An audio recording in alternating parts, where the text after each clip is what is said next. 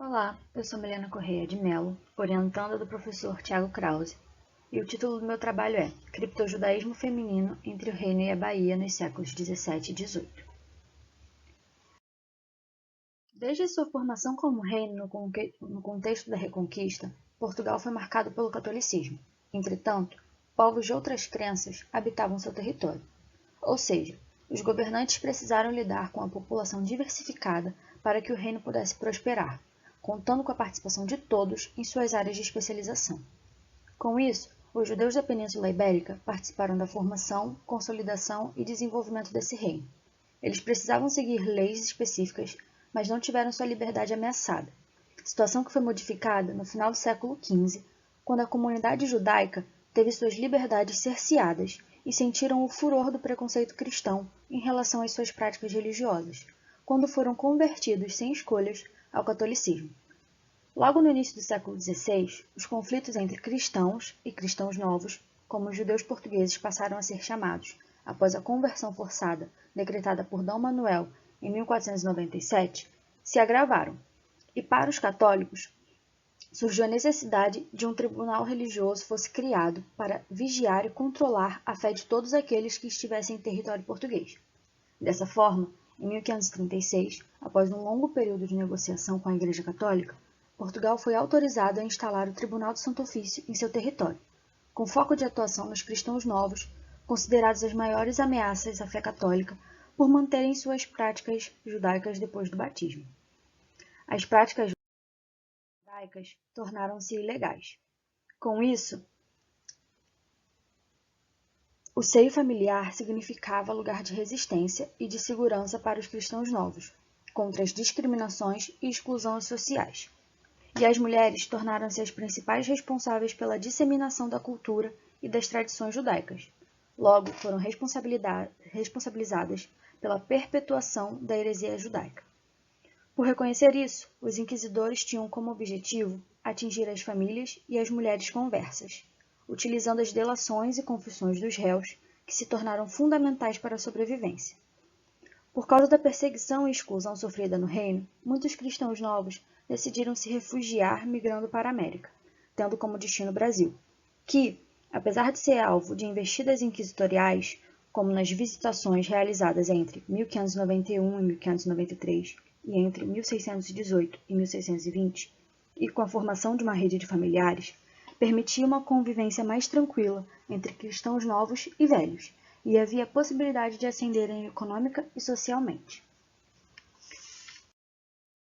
Nessa pesquisa, a atuação do Tribunal do Santo Ofício da Inquisição em Portugal e no Brasil contra os cristãos novos será analisada a partir dos processos inquisitoriais de membros de uma família conversa, com origem na cidade de Covilhã, situada na região da Beira Interior, a família Nunes Lopes. A documentação inquisitorial é utilizada como fonte porque permite atentar para as relações sociais que o réu está inserido e oferece informações valiosas sobre as interações cotidianas. O primeiro contato com essa família foi feito a partir do processo de Brites Nunes, uma mulher 3/4 cristã nova que morou na Bahia entre o final do século XVII e o início do século XVIII, com seu marido, Francisco Rodrigues Dias, e um de seus irmãos, Simão Rodrigues Nunes. Os três foram presos no Brasil em 1708 por crime de judaísmo. A partir da seção de genealogia do processo de Brites, sua árvore genealógica pôde ser traçada, dando maior destaque para as 4 gerações mais próximas dela. Depois de identificar os nomes e o grau de parentesco, passei a buscar por aqueles que também tinham sido processados pelo Tribunal do Santo Ofício. Em todas as gerações, membros da parentela foram processados. No total, foram 15, tanto no reino, sua bisavó, avô, pais e tios, quanto no Brasil, seu irmão Simão, seu marido e ela mesma na Bahia. Porém, como escolhas devem ser feitas, esse trabalho contou apenas com os processos de Diogo Pereira e Violante Rodrigues, os seus pais, Simão Rodrigues Nunes, Francisco Lopes Preto e Ana Nunes, seus irmãos, Simão Lopes, Leonor Pereira, Brites Lopes e Ana Mendes, seus tios paternos, e a própria Brites Nunes. O acesso a essas fontes foi possibilitado pela disponibilização do acervo do Tribunal do Santo Ofício de Lisboa através de pesquisa no acervo disponível online do Arquivo Nacional da Torre do Tombo. Através da análise dessas fontes, o objetivo geral dessa pesquisa é compreender a ação do Tribunal do Santo Ofício da Inquisição sobre uma família de cristãos novos residentes na Bahia e em Portugal, no período compreendido entre a segunda metade do século XVII e a primeira década do século XVIII. Para isso, analisarei como a Igreja compreendia o criptojudaísmo e como de fato ele era praticado no seio dessa família. Buscarei também entender como o papel das mulheres na religiosidade familiar era interpretado pelo tribunal. Além disso, analisarei o cotidiano dos cristãos novos através dos detalhes sobre a sua convivência familiar, os laços de amizade construídos e rompidos ao longo da vida, a atividade econômica, as profissões exercidas e também compreender as conexões conversas que eles mantinham ao redor do mundo e os caminhos percorridos por eles. Nesse caso, o caminho entre a beira interior e a Bahia. O primeiro resultado obtido nessa pesquisa é a perseguição, a distinção e a exclusão social pelas quais os cristãos novos foram vitimados por parte da coroa, igreja e sociedade por causa de sua ascendência judaica. Primeiramente, a sociedade católica não acreditou na conversão dos judeus, gerando suspeitas de que eles continuaram praticando o criptojudaísmo em segredo. Por isso, a coroa, a igreja e a sociedade se uniam para controlar a religiosidade do reino e fortalecer a fé católica, que, segundo eles, estava ameaçada. Dessa forma, criou-se o Tribunal do Santo Ofício, responsável por identificar, capturar e punir todos os hereges, aqueles que mantinham práticas alheias ao cristianismo. Além disso, passaram a seguir os Estatutos de Limpeza de Sangue, que afirmavam que a crença do judaísmo era transmitido pelo sangue, o que tornou todos os cristãos novos suspeitos de heresia. Portanto, foram perseguidos para que se convertessem verdadeiramente, sendo diferenciados dos católicos, que eram chamados de cristãos e eles cristãos novos, e foram excluídos do convívio com a sociedade cristã. Os cristãos novos construíram, então, mecanismos de defesa, destacando a migração, que foi o meio de escapar da perseguição e alcançar a ascensão social e econômica em lugares de menor atuação do Santo Ofício, e a união do seio familiar. Porém, nessa pesquisa destaquei o movimento migratório converso. Eles tendiam a migrar para áreas onde não seriam perseguidos por seu sangue judeu, dando preferência para o Brasil, por causa da maior segurança e das maiores chances em relação ao reino de crescerem econômica e socialmente.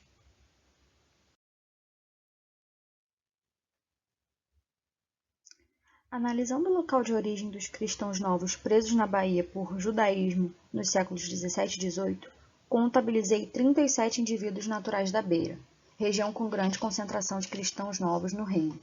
Esse foi o caminho seguido por Brites, Francisco e Simão no final dos 600. A Bahia era escolhida pelas oportunidades econômicas que lhes propiciaria, porque poderiam investir em diferentes áreas: comércio, produção de cana, de açúcar e de tabaco, criação de gado e a descoberta do ouro nas minas no final do século XVII. Cada um daqueles que chegou ao Brasil recorreu a um ofício, a fim de prosperar social e economicamente, levando em consideração suas experiências anteriores e o apoio que conseguiriam em solo baiano. Portanto, foi fundamental que mantivessem uma rede de contatos forte e influente, com participantes em diferentes lugares do mundo e com diversificação de produtos e oportunidades. Além disso, suas escolhas profissionais dependiam da sua experiência de vida e das suas relações de amizade. Isso pode ser visto ao analisar a trajetória desses 3 Nunes Lopes na Bahia. Eles se aproximaram dos Nunes de Miranda, influente família conversa, envolvida com o comércio das Minas Gerais, por causa dos elementos similares em suas vidas. A mesma origem, moravam com uma certa proximidade e tinham ofícios complementares. Enquanto os Nunes de Miranda focavam no comércio, mantendo outras práticas secundárias, os Nunes Lopes se envolveram com o couro. Francisco era um curtidor e dono de curtume, e com a produção de tabaco. O Simão era lavrador de tabaco. Eles aproveitaram as oportunidades crescentes nos 2 ramos nessa época, buscando atender às necessidades do mercado consumidor e dedicando-se a atividades que lhes permitissem melhor fixação e sucesso financeiro. A partir dos processos, é possível analisar também o caráter heterogêneo das escolhas religiosas dos conversos. Cada um recorria àquelas que lhes fossem mais palpáveis.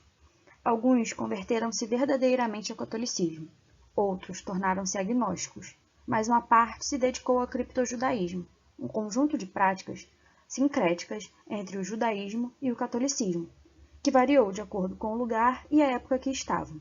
Nas práticas dessa família, as mais comuns eram as orações do Pai Nosso, sem dizer Amém Jesus no fim, os Salmos de Davi e algumas orações judaicas, os jejuns, as restrições alimentares, a guarda do Shabá e o costume de dar esmolas.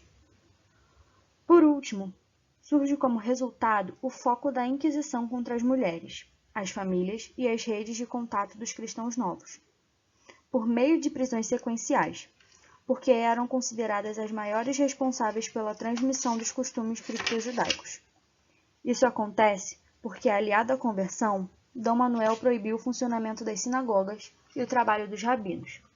A partir daí, as mulheres e as residências tornaram-se o centro da vida religiosa daqueles que tentaram manter suas práticas no reino e no ultramar.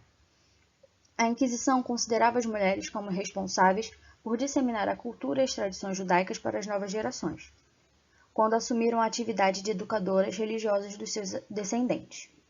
Portanto, eram responsabilizadas pela perpetuação da heresia judaica.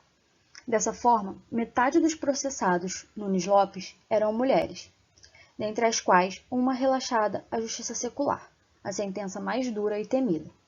E em seus depoimentos, as mães, irmãs, avós e tias, as mulheres mais próximas do réu, eram ditas como as responsáveis por ensiná-los a lei de Moisés e fazê-los renegar a fé católica.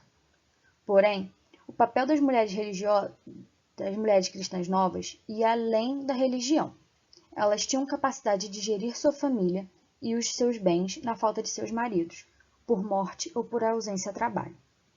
Seguindo esse raciocínio, a Inquisição também responsabilizava o seio familiar converso, porque ele significava a resistência e a segurança dos cristãos novos contra as discriminações e exclusões sociais. Ao concluir o terceiro ano de pesquisa, a perseguição, a distinção e a exclusão social sofrida pelos cristãos novos entre o final do século XVII e o início do século XVIII ficaram evidenciadas, pois aconteciam mesmo se o indivíduo não realizasse cerimônias judaizantes, apenas por serem descendentes de judeus. Assim como evidencia a importância dada pelo Tribunal do Santo Ofício às denúncias e confissões realizadas pelos processados, recompensando aqueles que colaborassem e citassem as pessoas de seu convívio social. Para defender-se desse sistema repressivo, os cristãos novos recorreram à migração e à união familiar. Com isso, as famílias, as redes de contato e, inclusive, as mulheres cristãs novas foram as maiores responsabilizadas por manterem vivas as tradições judaicas no cotidiano íntimo dos cristãos novos, sendo, portanto, foco da Inquisição. Destaca-se o caráter heterogêneo dos cristãos novos. Era um grupo múltiplo em relação às práticas religiosas e aos ofícios que seguiam para contribuir para a rede de contatos e comércio. Com o passar das décadas, o Brasil passou a contar com uma grande comunidade cristã nova envolvida em todos os ramos da economia, apesar de ser vítima da ação inquisitorial. Esse sucesso foi facilitado ainda por causa da rede de contatos que mantinham com membros residentes em diferentes lugares e envolvidos em diferentes atividades.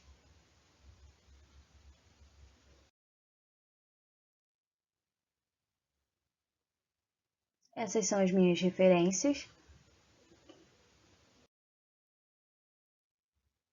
Essas são as fontes para o meu trabalho e é isso. Muito obrigada.